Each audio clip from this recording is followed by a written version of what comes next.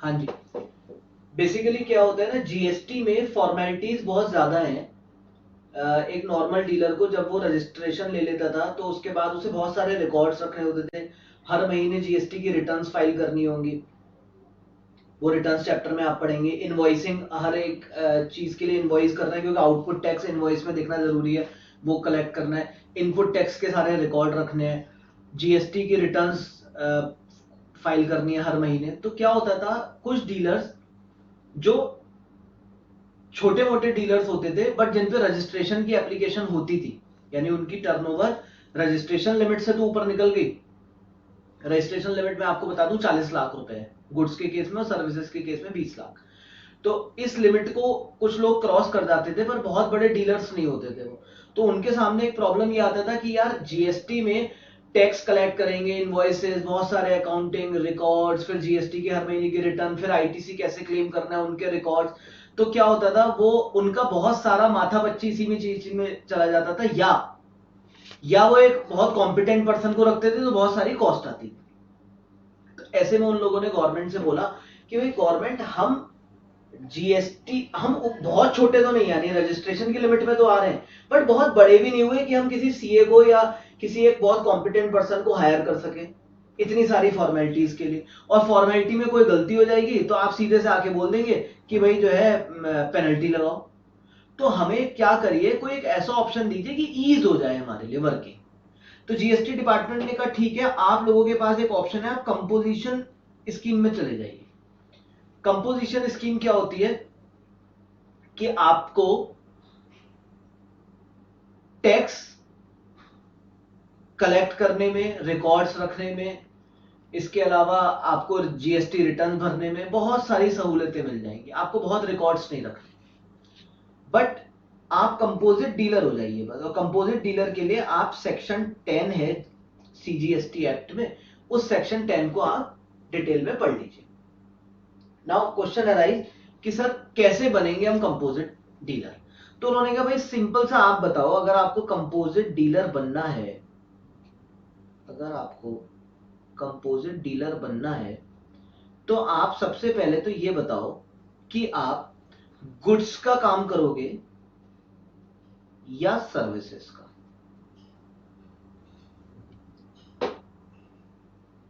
पहले आदमी ने कहा कि सर ये तो मैं बाद में बताऊंगा, पहले ये बताओ मुझे कंपोजिट डीलर बनने से फायदा क्या होगा। उन्होंने कहा देख भाई देख, तेरी बहुत सारे जो रिकॉर्ड्स रखने हैं आईटीसी लेने के लिए, वो रिकॉर्ड बहुत लेस हो जाएंगे, फ्यू रखने पड़ेंगे। रिटर्न्स जो बहुत सारी फाइल करनी है मंथली, वो हम क्वार्टरली कर देंगे। हर महीने रिटर्न फाइल करने की जरूरत नहीं है, हम क्या कर देंगे, तुम्हारी रिटर्न्स को क्वार्टरली कर देंगे। प्लस और भी बहुत सारा ईज ऑफ डूइंग बिजनेस कर देंगे। बंदा बोला अच्छा, ये तो बहुत फायदे की बात है, यानी मेरे रिकॉर्ड्स मुझे बहुत कम रखने पड़ेंगे, मेरे रिटर्न्स भी मंथली फाइल ना करने की जगह जीएसटी रिटर्न क्या करनी पड़ेगी, क्वार्टरली। तो आप मुझे बताइए, क्या इस आदमी का जो इफेक्टिव कॉस्ट आ रहा था जीएसटी फॉर्मेलिटीज का, वो कम हो जाएगा या नहीं हो जाएगा। इफेक्टिव कॉस्ट कम हो जाएगा या नहीं हो जाएगा। इफेक्टिव कॉस्ट इसका कम हो जाएगा, पैसे बहुत बचेंगे। बस उसने कहा अच्छा गवर्नमेंट, आप इतना मेहरबान कैसे हो रहे हैं, आप हमें ये स्कीम क्यों दे रहे हैं। गवर्नमेंट ने कहा बस देखो, इसके लिए कुर्बानी करनी पड़ेगी। कुर्बानी, ये कुर्बानी का सेक्शन है, सेक्शन 10(4). ये कुर्बानी क्या कहती है, ये कुर्बानी कह रही है कि आपको क्या करना पड़ेगा, नो आईटीसी, आप आईटीसी भूल जाइए। बट आपका जो टैक्स रेट हो जाएगा वो आपका बहुत कम हो जाएगा, 1% हो जाएगा। फॉर एग्जाम्पल बता रहा हूं, 1% हो जाएगा टैक्स रेट। लेकिन कुर्बानी क्या है कि आपको कोई आईटीसी नहीं मिलेगा, प्लस आप ये जो टैक्स है ये you can not collect from recipient. Receiver से इसको कलेक्ट नहीं कर सकते, यानी आपकी दो कुर्बानी हो गई, नो आईटीसी, प्लस सेकंड कुर्बानी क्या हो गई कि आप ये जो टैक्स रेट हम आपसे जमा कराएंगे 1% का, ये टैक्स रेट आपको सामने वाले से कलेक्ट नहीं करना, ये अपनी जेब से देना पड़ेगा। अब क्वेश्चन ये है, यानी आपको दो नुकसान होंगे, आपको इनपुट टैक्स का नुकसान होगा प्लस 1% आपको सुविधा शुल्क देना पड़ेगा। इसके बदले आपको सुविधाएं क्या मिलेंगी, यानी ये कुर्बानी देने के बाद आपको सुविधाएं क्या मिलेंगी, आपके रिकॉर्ड कीपिंग इतनी कम हो जाएगी, बहुत ही कम, बड़े आराम से आप खुद ही मैनेज कर सकते हो रिटर्न।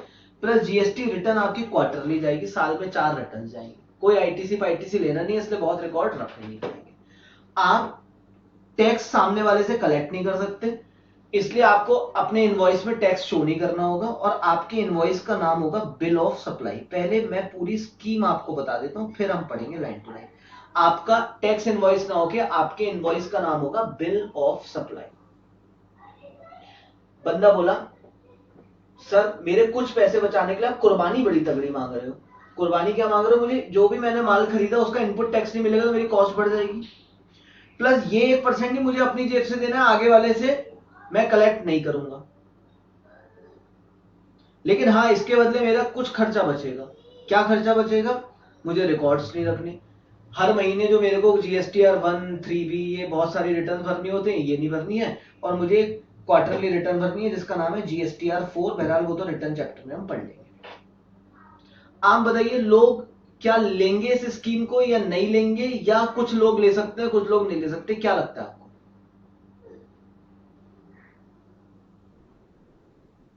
लेंगे लोग स्कीम? देखिए, हाँ रेमन क्या कहना चाह रहे थे?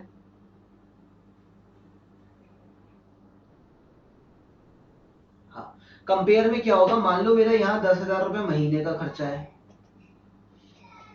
और मान लीजिए मेरा आईटीसी था सिर्फ 2,000 रुपए महीने का जो मर गया, और 1% टैक्स भी मेरा 3,000 बैठा, तो 5,000 रुपए देके मैं 10,000 रुपए बचा रहा हूं तो मैं कर लूंगा, वरना कुछ केस में नहीं करूंगा। बहरहाल ये इस तरीके से, अभी इसको हम कैलकुलेशन देखेंगे। बहरहाल गवर्नमेंट ने एक स्कीम दी, और गवर्नमेंट ने कहा भाई ये कंपलसरी नहीं है, ऑप्शनल है, मन करे तो लेना कंपैरिजन करके, वरना मत लेना, कंपैरिजन भी मैं करवाऊंगा। ठीक है साहब। यानी सर मैं इतनी जीएसटी की फॉर्मेलिटी नहीं कर सकता हूं, मैं बहुत छोटा डीलर तो नहीं हूं, जीएसटी में लायबल टू बी रजिस्टर्ड तो हूं, बट बहुत बड़ा भी नहीं हूं, तो मुझे इतना सारा फॉर्मेलिटी जीएसटी में अटक के मैं अपने धंधे को बढ़ा नहीं पा रहा हूं। ये इतनी सारी रिटर्न, इतने सारे रिकॉर्ड, ये उन लोगों से करवाइए those who can hire the chartered accountants, और those who can keep good secretarial staff, company secretary रख सकते हैं, या अकाउंटेंट्स की फौज हो जिनका, वो लोग तो उनसे करवाइए, हमसे मत करवाइए। गवर्नमेंट ने कहा ठीक है हमने तुम्हारी बात सुन ली, तुम्हारी तहरीर सुन ली, तुम अगर कुछ कुर्बानी देने को तैयार हो, अगर तुम कुछ खून देने को तैयार हो तो मैं तुम्हें आजादी दे दूंगा। खून क्या मांग रहा हूं मैं तुमसे, उसका सेक्शन कौन सा है, सेक्शन 10(4). मुझे क्या चाहिए, एक तो तुम आईटीसी की कोई बात मत करना, जब आईटीसी की बात नहीं करोगे तो रिकॉर्ड चाहिए भी नहीं। दूसरा, आपको सुविधा शुल्क जमा करना पड़ेगा 1%, वो सुविधा शुल्क आपको जो भी आपकी टर्नओवर आएगी उसका 1% जमा करना पड़ेगा। अगर आप ट्रेडर हैं, मैन्युफैक्चरर हैं तो 1% है, और अगर आप रेस्टोरेंट वालों को भी इसमें डाल दिया, अगर रेस्टोरेंट वाले हैं तो 5% है, और अगर आप रेस्टोरेंट के अलावा किसी सर्विस सेक्टर में तो 6%, 3% सीजी, 3% एसजी, इतने रुपए का आप टैक्स जमा करा दीजिए, और वो भी आप अपनी जेब से जमा कराइए, कस्टमर से कलेक्ट नहीं करेंगे। अच्छा एक बात बताओ, कस्टमर फिर किन लोगों से माल खरीदना चाहेगा, कंपोजिट वाले से, नो कंपोजिट वाले से?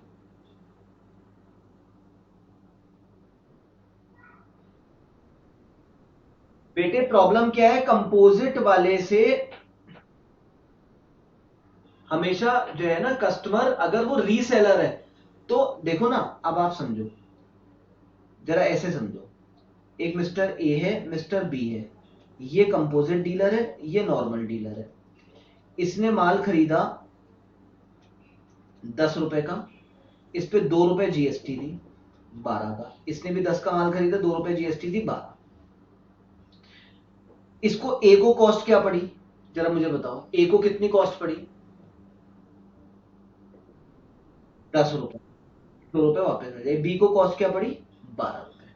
ठीक है, ए मार्केट में इसको मार्केट में बेच रहा है 25 रुपए, प्लस 20 रुपए, प्लस जीएसटी, सपोज 18% से 3 रुपए 60 पैसे, 23 रुपए 60 पैसे मार्केट में बेच रहा है। बी इसे कितने में बेचे, बी कितने में बेचे,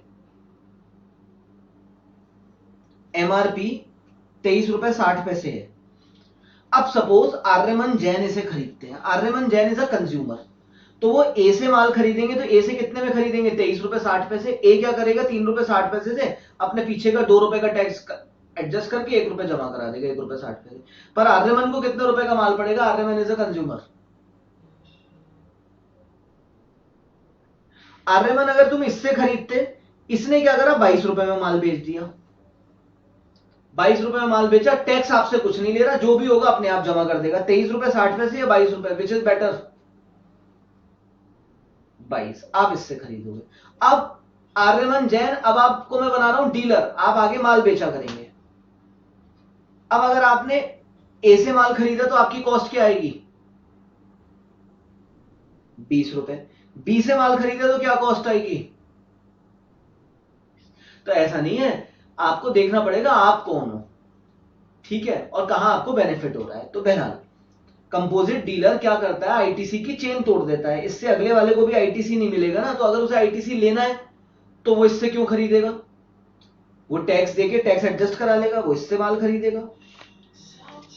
और अगर साहब इसको जो है कंज्यूमर लेते हैं, तो कंज्यूमर जनरली कंपोजिट डीलर को प्रीफर करते हैं, क्यों, क्योंकि कंपोजिट डीलर के केस में वो कम टैक्स नहीं लेता है, तो थोड़े बहुत रेट बढ़ा देता है अपना प्रॉफिट, बट एडजस्टमेंट कर लेता है। अच्छा एक बात बताओ, ए फायदे में रहेगा या बी, ए को तो कॉस्ट पड़ रही है 10, बी को कितनी पड़ रही है 12, ए का फायदा कितना हो रहा है जरा मुझे बताइए, ए का फाइनल फायदा कितना हो रहा है, 10 रुपए इज द प्रॉफिट, अरे 20 रुपए इसके पास आए और 10 गए। बी को कितना फायदा हो रहा है, जब बी 22.5 में बेचे तो क्या होगा, तो बी को 10.5 का फायदा होगा, मार्केट रेट कम हो गया, तो कंज्यूमर्स को तो ये 22.5 में माल बेच के ज्यादा मुनाफा कमा लेगा कंपैरिजन में। लेकिन जो आगे जिन लोगों ने माल बेचना है वो कभी भी इसको प्रिफर नहीं करेंगे। तो बहरहाल ये स्कीम तो टेक्निकल है, लोगों के ऊपर जाने की बात है। बहरहाल ये कंपोजिट वाला बोला, बात तो मैं सब समझ गया कि यार जिसको फायदा होगा नुकसान होगा सब डिसाइड कर लेंगे। कंपोजिट डीलर बनूंगा कैसे, बोले भाई तू ये बता तू बेचता क्या है। ये बोला साहब क्या मतलब, बोले अगर तुम्हें कंपोजिट डीलर बनना है तो क्या करते हो, हमने कहा गुड्स बेचते हैं या सर्विसेज। अगर गुड्स बेचते हैं तो सेक्शन 10(1) के अंदर कुछ बातें हैं उन्हें ध्यान ध्यान से पढ़िएगा, और सर्विसेज करते हैं तो 10(2)(a), ये फॉर्मेलिटीज करनी पड़ेगी। सर्विस वाला भी क्या कर सकता है, कंपोजिट डीलर बन सकता है, और गुड्स वाला भी कंपोजिट डीलर बन सकता है। कंपोजिट डीलर को कुर्बानी देनी है किस सेक्शन के अंदर, 10(4), क्या कुर्बानी है, नो आईटीसी, टैक्स अपनी जेब से देना पड़ेगा। ठीक, स्कीम कैसी है, मैंडेटरी ऑप्शनल, फायदा क्या है,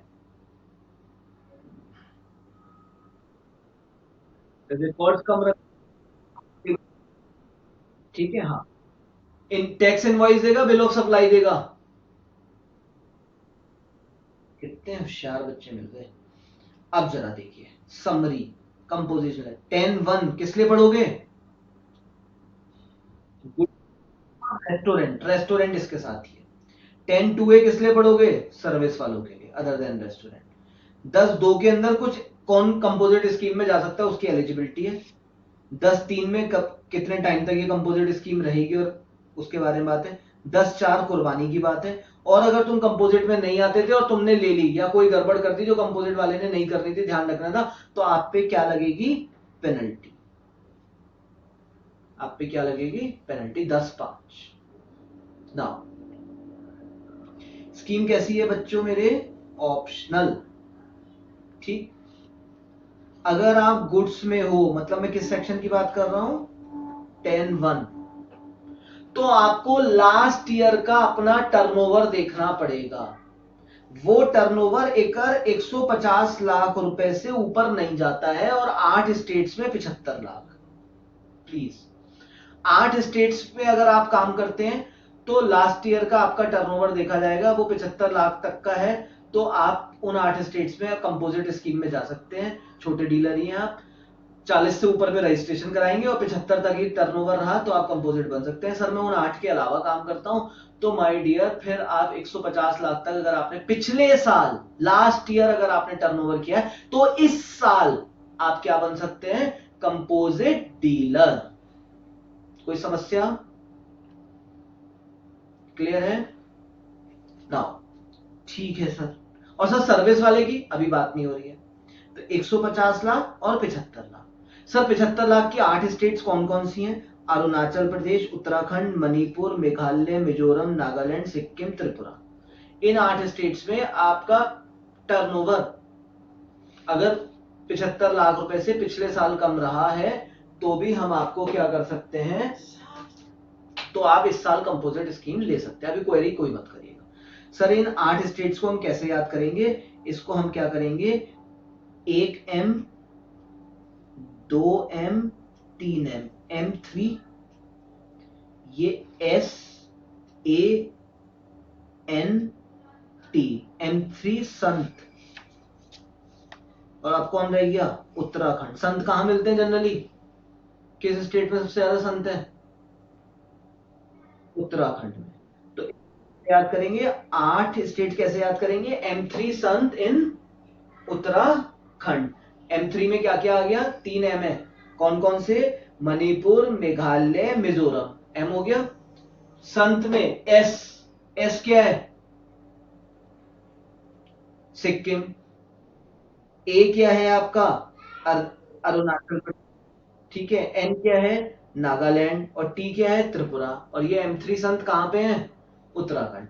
इन 8 स्टेट्स में 75 लाख की टर्नओवर पिछले साल की, और इन 8 के अलावा किसी भी और स्टेट्स में आपके प्रिय स्टेट उत्तर प्रदेश में या किसी और स्टेट्स में पिछले साल की टर्नओवर कितनी देखी जाएगी? 150 लाख। ठीक है सर। अगर आप सर्विस में हैं तो my dear 50 lakh last year की टर्नओवर देखी जाएगी। किस सेक्शन से मैं बात कर रहा हूं? 10(2)A।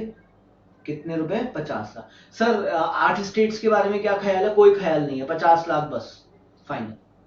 यानी गुड्स के केस में लास्ट ईयर की टर्नओवर देखी जाएगी 150 या 75, अपनी स्टेट का नाम बोलो। और सर सर्विस में स्टेट पे स्टेट के बारे में कोई बात मत करना। लास्ट ईयर अगर 50 लाख तक की टर्नओवर है तो हम तुझे क्या बना देंगे, कंपोजिट स्कीम दे सकते हैं।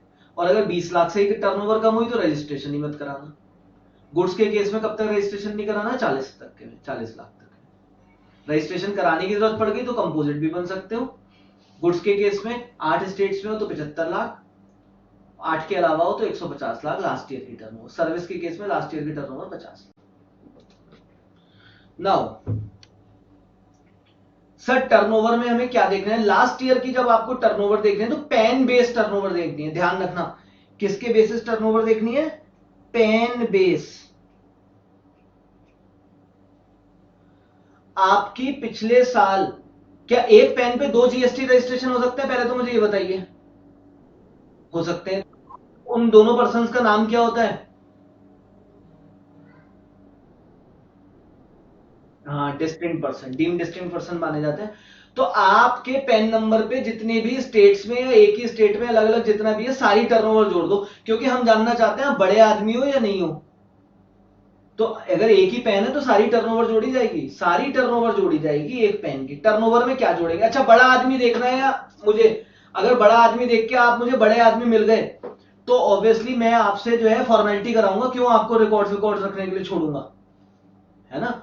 और अगर आप बड़े आदमी नहीं हो तो मैं कंपोजिट स्कीम दे सकता हूं। अब जरा बताइए मुझे, आपको देखना आप बड़े आदमी हैं या नहीं है। आपकी दिल्ली की टर्नओवर 60 लाख और यूपी की टर्नओवर 1 करोड़, यानी दोनों जगह आप 150 लाख से कम कर रहे हैं। क्या लगता है आप बड़े आदमी हैं या नहीं है? आप तो मिला के तो कर ही रहे हो ना। अच्छा आपकी दिल्ली की टर्नओवर जो 60 लाख है वो एग्जम्प्टेड गुड्स की है, और यूपी की 1 करोड़ टैक्सेबल गुड्स की है। बताइए आप बड़े आदमी हैं या नहीं है?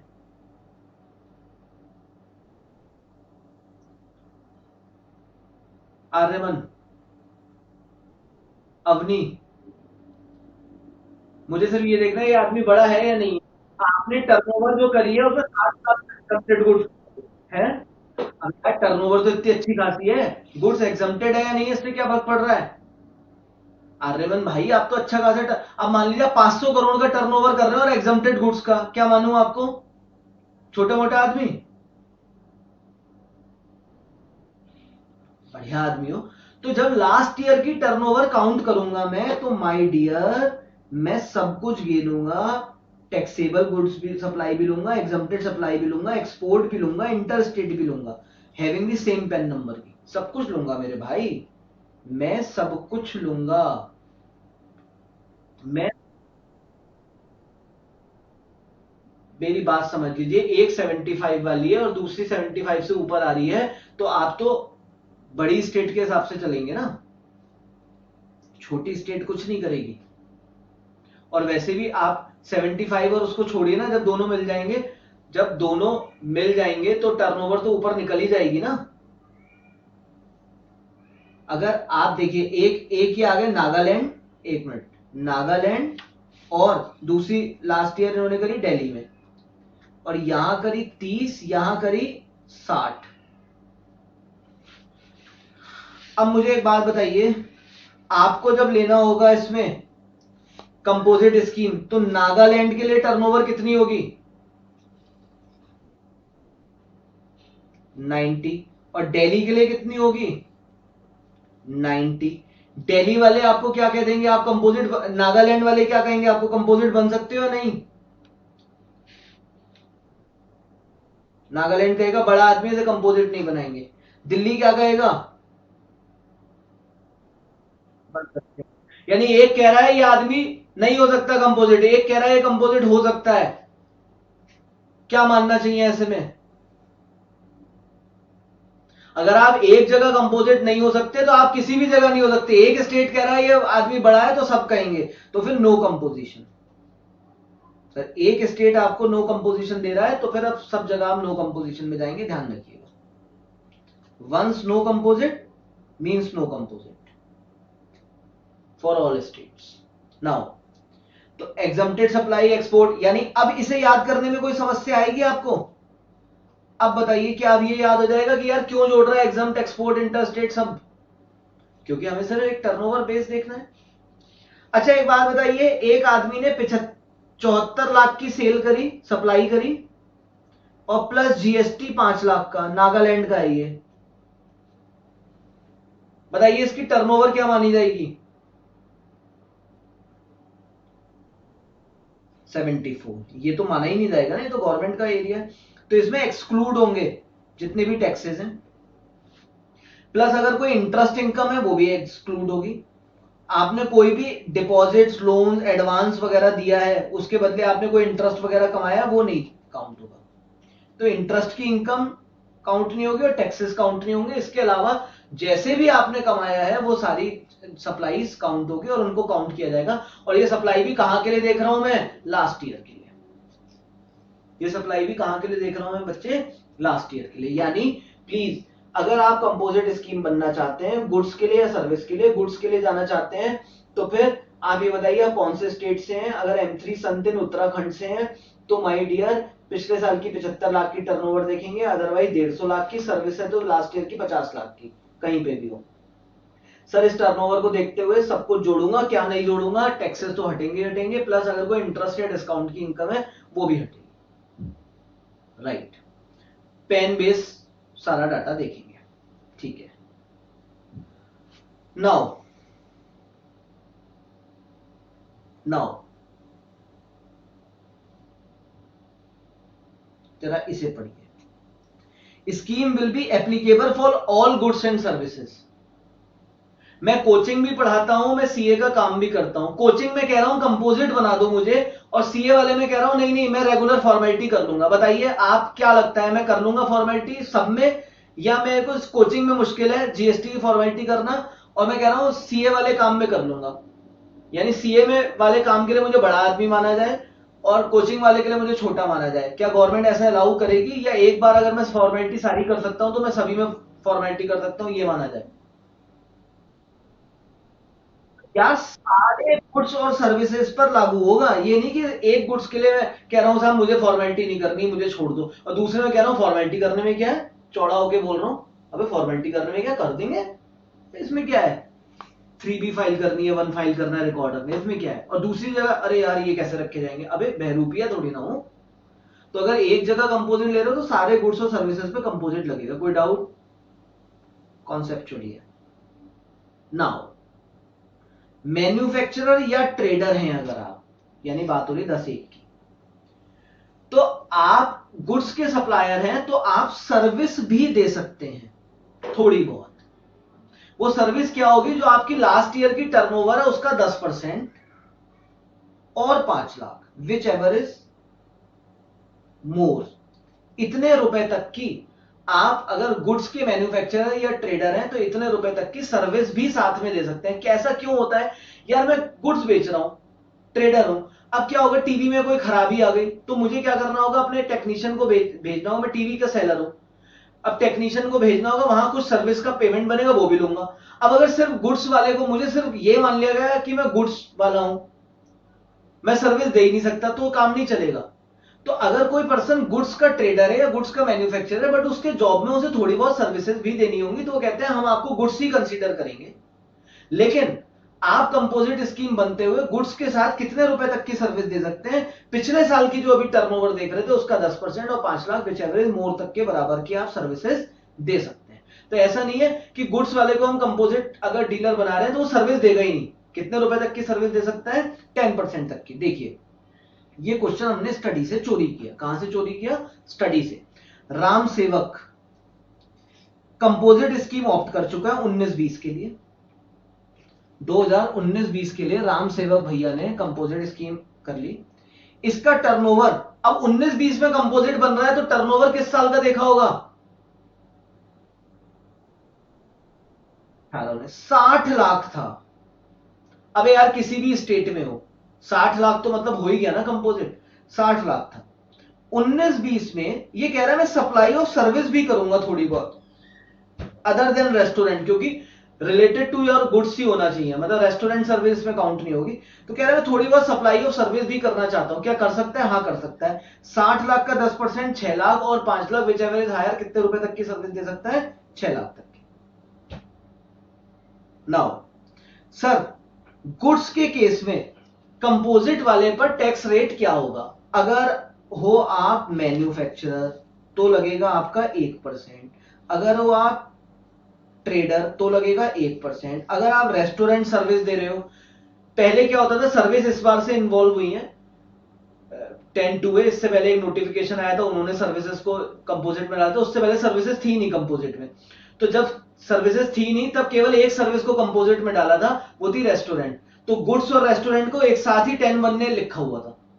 तो अब जब सर्विस के लिए आया तो उन्होंने कहा रेस्टोरेंट वाले को उसी सेक्शन में रहने दो 10-1 में। तो 10-1 क्या कहता था, अगर मैन्युफैक्चरर हो तो 1% आपको देना पड़ेगा अपनी जेब से, अगर ट्रेडर हो तो 1% देना पड़ेगा, लेकिन रेस्टोरेंट वाले हो तो 5% देना पड़ेगा अपनी जेब से। नाउ जरा एक बात मुझे बताना, मैं 10 लाख का, अच्छा ये किस साल की टर्नओवर की बात हो रही है, पिछले साल मेरी 60 लाख की टर्नओवर थी, इस साल 15 लाख की टर्नओवर हो चुकी है, मुझे कंपोजिट टैक्स किस टर्नओवर पे देना है, बोलो। ये जो 1% 5% ये किस पे देना है, इस साल की ना, एलिजिबिलिटी पिछले साल से बन गई, टैक्स तो इस साल की पे दूंगा। तो जरा देखिए मेरे इस साल की 10 लाख की टर्नओवर तो है बेटा एग्जम्प्टेड, 10 लाख की टर्नओवर तो है मेरी एग्जम्प्टेड, एक मिनट रुको एग्जम्प्टेड मत बोलो,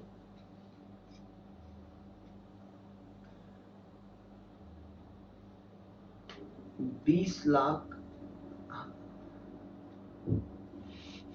चलो ये अभी आप छोड़ो, इस एग्जाम्पल का आपको रेलिवेंस नहीं है, बस ये सिंपल समझो 1%, 1% एग्रीगेट टर्नओवर टैक्सेबल टर्नओवर का अभी कोई रोल नहीं रहा है, अब कुछ नहीं रहा, बताऊंगा क्यों, और 5% इसके लिए। नाउ अब इस एग्जाम्पल का भी कोई रोल नहीं है, पहले क्या होता था, एग्जम्प्टेड अगर आप सप्लाई कर रहे हैं एग्जम्प्टेड अगर आप सप्लाई कर रहे हैं और टैक्सेबल भी कर रहे हैं, तो अगर आप मैन्युफैक्चरर हैं तो दोनों पे मिला के 1% आपको जमा कराना ही होता था। ट्रेडर हैं तो केवल 1% किसका देना होता था, टैक्सेबल का। अब बताता हूं, अभी इसका रेलिवेंस खत्म हो गया, अभी इसको छोड़ रहा हूं। अब यहाँ पे आ जाइए 10(2)(a), अगर आप सर्विस के हैं तो 6% देना पड़ेगा। यानी प्लीज, वैसे सर्विसेज किस रेट में आती है जरा बताना जीएसटी में? नहीं पता, 18%। अगर मैं कंपोजिट बनना चाहता हूं तो कितना देना पड़ेगा, 6%। अगर मैं नॉर्मली ट्रेडर हूं तो कितने पे, कितना जीएसटी जेब से जमा करना पड़ेगा, 1%। That is known as composition tax. अगर मैन्युफैक्चरर हूं तो भी 1%, और रेस्टोरेंट वाला हूं तो कितना, 5%। बस इतना समझिए। फिर आया 10(2), इसके बाद मैं जोड़ूंगा अभी जो पीछे मैंने छोड़ा। कौन कौन लोग गुड्स और सर्विस दोनों के केस में ही कंपोजिशन स्कीम ऑप्ट ही नहीं कर सकते, किन लोगों को अलाउ ही नहीं है कंपोजिशन स्कीम, किन लोगों को कंपोजिशन स्कीम अलाउ ही नहीं है?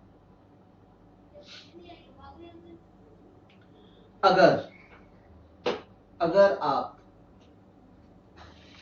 आप एक ऐसे गुड्स या सर्विसेज को सप्लाई कर रहे हैं जो टैक्सेबल ही नहीं है, तो आप कंपोजिशन में नहीं आएंगे। अच्छा, आप खुद सोचो, खुद मेरी बात सोचो।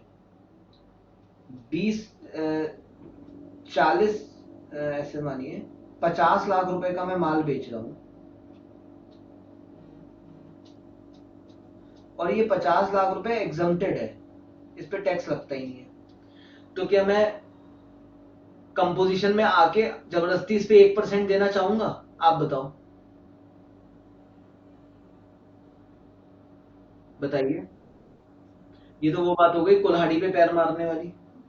तो अगर आप एग्जम्प्टेड गुड्स के सप्लायर हैं तो जिसपे कोई टैक्स देना ही नहीं, उसमें क्यों चादर ओढ़ रहे हो 1% की? तो गवर्नमेंट जानती थी कि जो लोग एग्जम्प्टेड गुड्स के सप्लायर हैं वो कभी भी इसके केस में नहीं आना चाहिए। लेकिन अब मेरी बात सुनना, अब मैं 50 लाख रुपए का, अब मैं ऐसा हूं 10 लाख रुपए का तो मैं एग्जम्प्टेड गुड्स बेचता हूं, और 120 लाख का टैक्सेबल गुड्स बेचता हूं।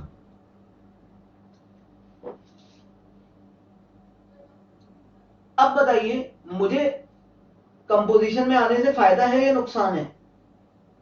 1% टैक्स देना पड़ेगा। अब अगर जो मैं हूं मैन्युफैक्चरर, तो मुझे 130 लाख पर 1% देना पड़ेगा, और अगर मैं हूं ट्रेडर तो मुझे सिर्फ 120 लाख पे 1% देना पड़ेगा। ये बात मैं कहना चाह रहा हूं। लेकिन अगर मैं exclusively exclusively exempted goods supply करता हूं तो क्या मैं आऊंगा कभी भी? पहले बताइए, मैं एक्सक्लूसिवली एग्जम्प्टेड गुड्स ही बेचता हूं, क्या मैं कंपोजिट में आना चाहूंगा? लेकिन मैं थोड़ा सा एग्जम्प्टेड बहुत सारा टैक्सेबल बेचता हूं, अब बताओ मैं कंपोजिट में आना चाहूंगा नहीं आना चाहूंगा? मेरा रेट कम हो जाएगा, आना चाहूंगा। तो अगर मैं निकला मैन्युफैक्चरर तो मेरी टिकेगी बड़ी, मुझे इस पे भी देना पड़ेगा, इस पे भी। ये है बात, इसलिए मैं इसे बता रहा था, एग्रीगेट टर्नओवर पे देना पड़ेगा मुझे। और अगर मैं नॉर्मल ट्रेडर हुआ तो मैं टैक्सेबल टर्नओवर पे दूंगा। अब जरा देखिए, अगर सप्लायर मैन्युफैक्चरर या ट्रेडर है, निल रेटेड सप्लाई है 25 लाख की, एग्जम्प्टेड सप्लाई है 20 लाख की, और अदर सप्लाई है 25 लाख की, 50 20 70। अगर मैन्युफैक्चरर है तो 70 लाख पे 1% देगा, और अगर ट्रेडर है तो केवल 25 लाख पे 1% देगा। लेकिन अब किन लोगों को ये स्कीम नहीं मिलेगी? अगर आप कंप्लीटली एक्सक्लूसिवली एक्सक्लूसिवली सिर्फ यही बेचते हैं, तो आप ऐसा थोड़ी ना कि कुल्हाड़ी पे अपना पैर रखोगे। सेकंड, अगर आप इंटर स्टेट माल बेचते हैं, जरा एक बात बताइए, मैं यूपी से दिल्ली माल बेच रहा हूं, यूपी कह रहा है छोटा ट्रेडर है इसे छोड़ दो, रजिस्ट्रेशन किसने दिया होगा? मैं यूपी का बंदा हूं, मुझे रजिस्ट्रेशन किसने दिया होगा? यूपी गवर्नमेंट ने, दिल्ली ने। मैंने यूपी के सामने हाथ जोड़ के कहा साहब मैं बड़ा छोटा मोटा हूं, ये हो, कोई टर्नओवर नहीं, पिछले साल की टर्नओवर देखो। यूपी ने कहा भाई तुझे छोड़ दिया, कंपोजिट माल। अब मैंने माल बेचा दिल्ली, टैक्स एक्चुअली में किस गवर्नमेंट के पास जाना है? दिल्ली। जिसको मिलना था 18 उसको मिलेगा 6। क्या दिल्ली इस बात को बर्दाश्त करेगी कि साहब यूपी वालों ने रहम खा लिया, इस चक्कर में मुझे 6 मिल रहा है, ये वहां का बंदा है मुझे 6 दे के जा रहा है? तो ऐसे में स्टेट्स ने कहा हम कॉपरेट करने को तैयार नहीं, किसी और स्टेट ने इसको कंपोजिट बता दिया, हम इसके वजह से टैक्स कम नहीं लेना चाहते। यानी किसी स्टेट ने अगर रजिस्ट्रेशन दिया है, छोड़ा है वो उस पर टैक्स, तो केवल वही उस टैक्स की जिम्मेदारी ले, उसके टैक्स इंप्लीकेशन हम पे नहीं आना चाहिए। इसीलिए गवर्नमेंट ने इसका सोल्यूशन ये निकाला कि अगर आप इंटर स्टेट माल बेचते हैं तो आप कंपोजिट बन ही नहीं सकते। नाउ माय क्वेश्चन, सर अभी तो आपने जब एग्रीगेट टर्नओवर पढ़ाया था तो आपने कहा था इंटर स्टेट सेल भी जुड़ेगी। भाई पिछले साल आप इंटरस्टेट बेचते थे, इस साल आप इंटरस्टेट नहीं बेचोगे तो आप कंपोजिट बन जाओ ना। मुझे पिछले साल की टर्नओवर जोड़नी है, उसमें मैं सब जोड़ूंगा, इंटर सब। इस साल अगर कंपोजिट बन रहे हो तो क्या मत बेचना, अगर इस साल इंटरस्टेट बन रहे हो तो क्या नहीं बेचना, मतलब कंपोजिट बन रहे हो तो क्या नहीं करना, इंटरस्टेट सप्लाई मत करना। पिछले साल करिए उससे हमें फर्क नहीं पड़ता, वो तो आपकी टर्नओवर में जोड़ेगा। डिफरेंस समझ में आया? टर्नओवर देखनी है कि आप एलिजिबल हो या नहीं हो, पिछले साल की टर्नओवर देखूंगा तो सब देखूंगा, एक्सपोर्ट एग्जम्प्टेड इंटरस्टेट सब। कंपोजिट बनना है तो इस साल एक वादा करो, इस साल इंटरस्टेट मत बेचना, क्योंकि हम तुम पे रहम खा रहे हैं, बट इस रहम का इंप्लीकेशन दूसरे स्टेट पे नहीं आना चाहिए। ये पैक तैयार हुआ है। तो अगर एक्सक्लूसिवली एग्जम्प्टेड बेचते हैं तो आप कंपोजिट नहीं बन सकते, इंटरस्टेट बेचते हैं तो कंपोजिट नहीं बन सकते। अगर आप इलेक्ट्रॉनिक कॉमर्स ऑपरेटर के थ्रू माल बिकवाते हैं तो आप कंपोजिट नहीं बन सकते, इसको मैं ईसीओ के टाइम में बताऊंगा, अभी तो रट लीजिए। या आप सर्टेन नोटिफाइड गुड्स के मैन्युफैक्चरर है, ये सर्टेन नोटिफाइड गुड्स के अगर आप मैन्युफैक्चरर है तो भी, manufacturer not trader, certain notified goods के आप क्या हैं, मैन्युफैक्चरर। एक सेकंड का पॉज है।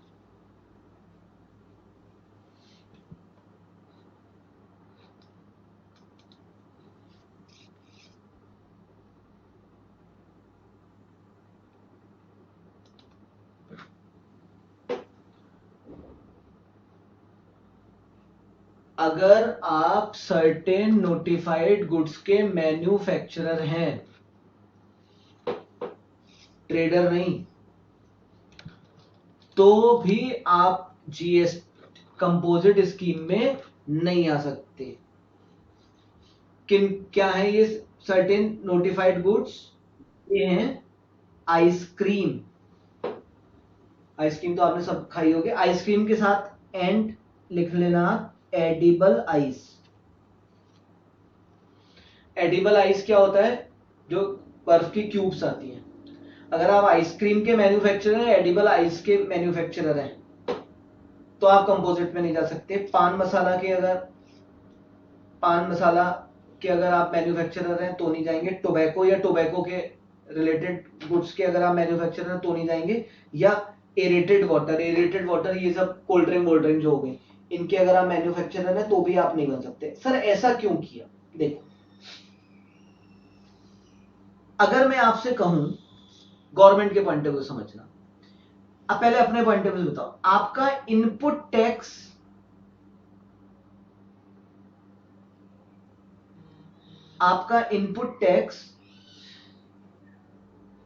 आपके आउटपुट टैक्स से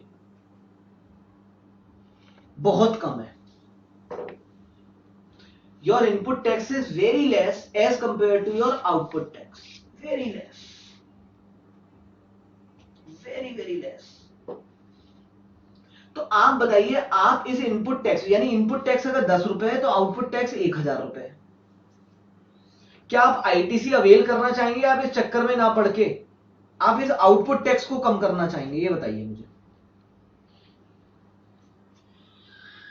सपोज 10% से आउटपुट टैक्स है, अगर आप ये 10% से आउटपुट टैक्स 1000 कलेक्ट करेंगे, 10 रुपए आईटीसी लेंगे, 990 जमा कराएंगे, आप चाहेंगे 10% अगर 1% हो जाए तो 100 रुपए का आउटपुट टैक्स आएगा, मैं इनपुट आईटीसी एडजस्ट नहीं भी करूंगा तो भी 100 जमा होंगे, वरना 990 जमा होंगे, अगर मैं कंपोजिट डीलर बन जाऊं तो। यानी ऐसे सारे केसेस जहां पे input tax is very less as compare to output tax, people wants to opt composite scheme. Basically ITC का कोई खास बेनिफिट तो इसमें मिलना नहीं है। गवर्नमेंट जानती थी 4-5 चीजें ऐसी हैं जहां इनपुट टैक्स बहुत ही नेग्लिजिबल है but output tax is very high. Cold drink बनने की कीमत आपको क्या लगता है कितनी आती होगी? अरे बहुत बोल दिया आर्यमन यार, ऐसा मत बोलो। 3 रुपए और बिकता है वो 12-13 रुपए में, तो output tax is very high. Input tax बहुत कम है, उसमें भी अभी सैलरी वैलरी ये सब होगी तो इनपुट टैक्स और कम है। अच्छा आपको क्या लगता है बर्फ बनाने में जो हमने पानी यूज करा, इसकी हमें कितना इनपुट टैक्स बैठा होगा? क्या फ्री में भी पानी मिल सकता है? पहले तो ये बताइए। आउटपुट टैक्स तो देना है, इनपुट टैक्स है ही नहीं। तो गवर्नमेंट ने कहा भाई साहब इसमें तो ताबड़तोड़ लाइन लगा के लोग कंपोजिट में लाइन लगाएंगे।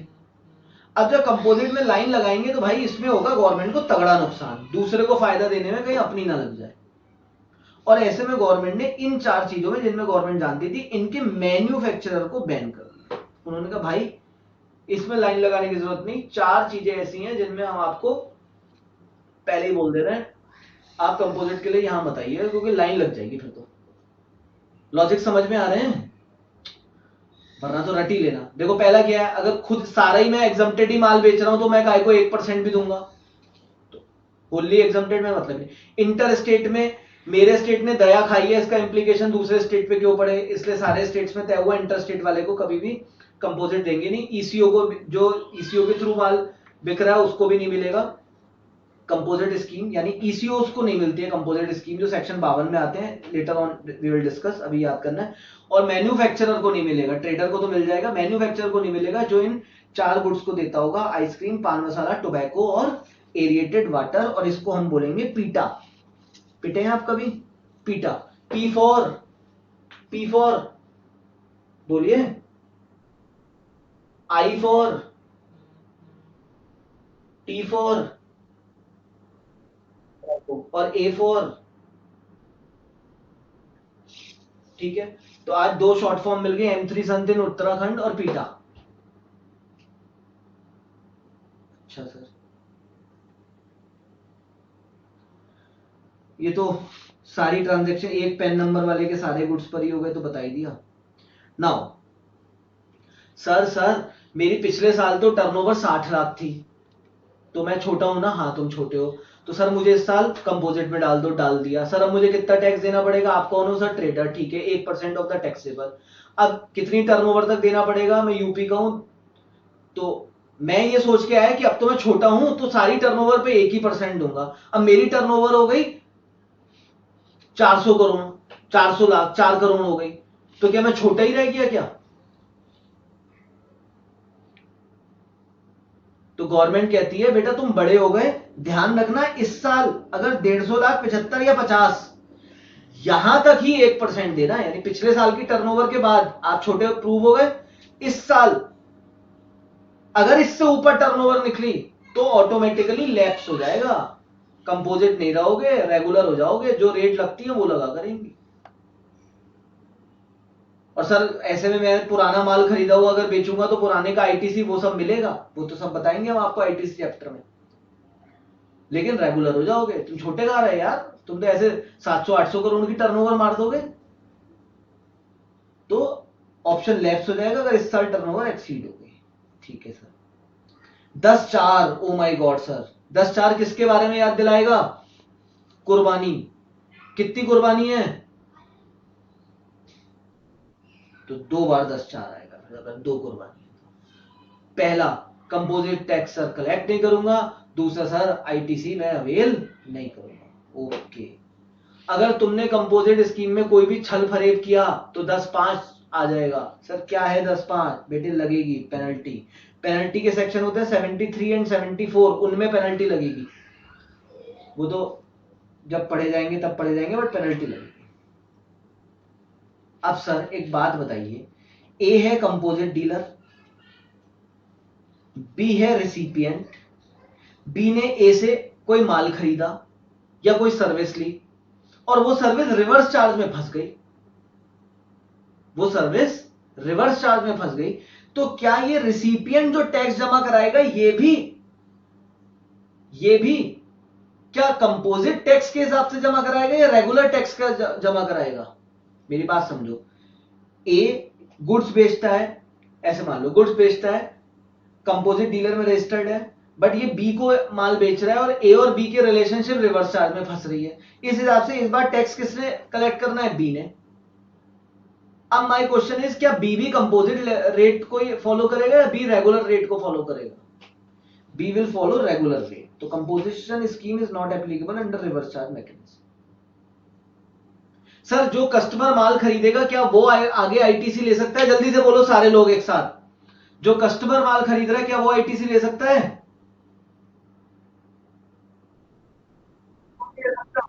क्यों नहीं ले सकता?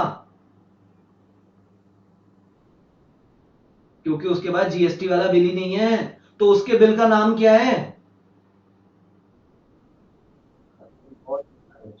ये रूल पढ़ेंगे कल, और रूल तो कल तुम्हें पढ़ने ही है। प्रैक्टिकल क्वेश्चन इलस्ट्रेशन 1, ये एक बार घर से जरा देख लेना, नहीं हो पाए तो मैं करा दूंगा। Illustration 1 and 2 and 3 and so on, सारे थ्योरेटिकल क्वेश्चन सारे खत्म कर दीजिएगा।